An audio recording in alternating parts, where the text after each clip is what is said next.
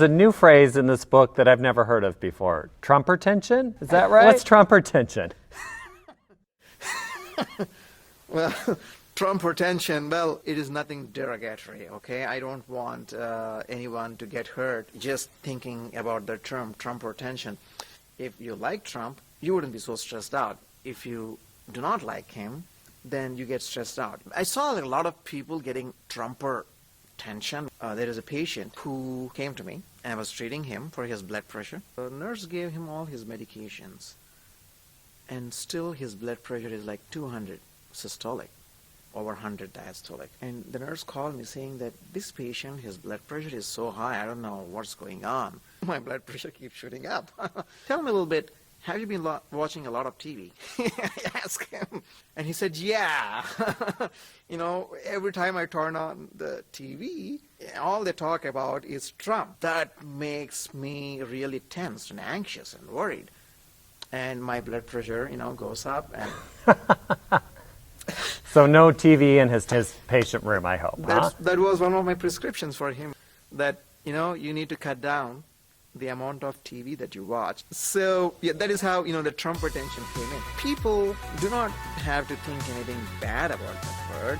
It's simply that, something that to add humor to, the crazy stuff that we are seeing. I thought it was a fun way to put it.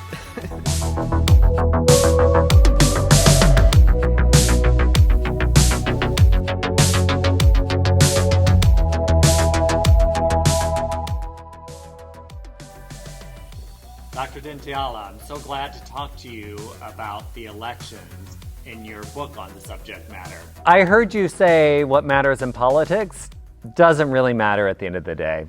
It may not change your life too much unless, well, look, if you are a person who is working in Washington, D.C., if you're a politician, if you're a news reporter and who are, constantly associated with all these politicians, yes, I think it's going to change your life in certain ways. But for a vast majority of America, 90%, probably even more number of people, it may not matter too much.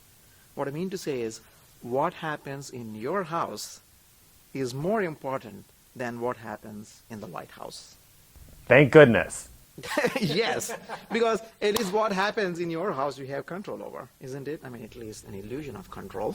But neither of them are anywhere near Washington, D.C. They are somewhere in Wisconsin. But for a lot of people who are nowhere near the White House, it doesn't make sense. So what I say is, focus on your life. Take things into your control, whatever you can, your destiny, and keep moving forward. Yeah, if your candidate wins, that's amazing. If your candidate doesn't win, that's not the end of the world. And people need to realize that. In talking about advice and treatment, what's the advice in this book for people who are caught up in the election? You know what? This year, people have already gone through a lot. The coronavirus-related stress, the financial stress because of the health problems. The last thing we need is an election. The last thing we need is an election. That's but we true, need an election. But we need an election because, it's about that time. We may not be able to avoid the election, but I think we can avoid the election stress. That's the point. We could avoid the electile dysfunction. How do we avoid it? People need to realize, hey, no matter who your president is, your destiny really depends on your own thoughts, your deeds that you carry out every single day in your life. You have that in your control, no matter what is happening out there. People need to focus on that.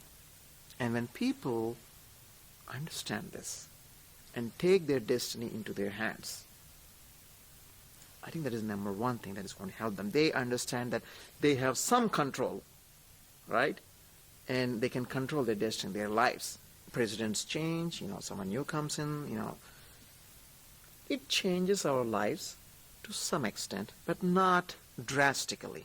That is my observation, at least. Whether it is a Republican president, whether it is a Democrat president, whoever it is in office, we need to realize that they have a job to do, they will do what they have to do, and it is totally out of your control, and you have a job to do. and you continue doing that job. Be a good person, be a good human being, learn how to calm yourself, no matter what the situation is, whether it is election stress, whether it is COVID stress, personal stress, financial stress, you can learn certain basic things to stay calm. And this book discusses that, how to stay calm.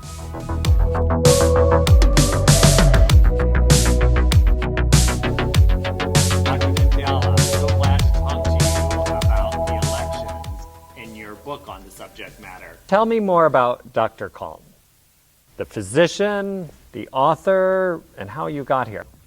More than a decade ago, when I first started teaching these principles and techniques, it started out with a small talk. My director was very kind to allow me to share with those people, what I thought is important.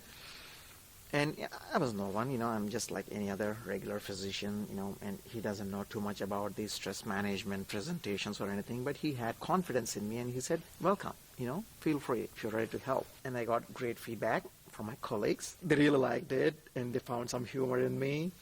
And also some insights that were powerful for them, and said, I think you should do more of this. That's the beginning of my journey. And then, small talks became big talks and big seminars. I really started enjoying it because I find that people love it.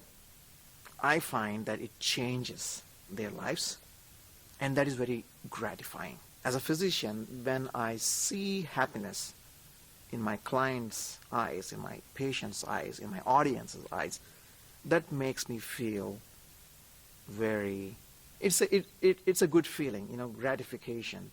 The reason why I became a doctor. My goal is to help as many people as possible and transform the organizations, not just in the United States, but around the globe. Create stress-free organizations, stress-free communities, and stress-free families, and I know it is possible. My request for you all is take your destiny into your hands. Do not let the elections decide who you are, what you become in life. Yes, those things are in the periphery, but at the center it is you. What you think every day, what you do every day, and how do you help other people. Focus on that, and I'm sure you will find that peace, joy, and all the good things that you're looking for in your life.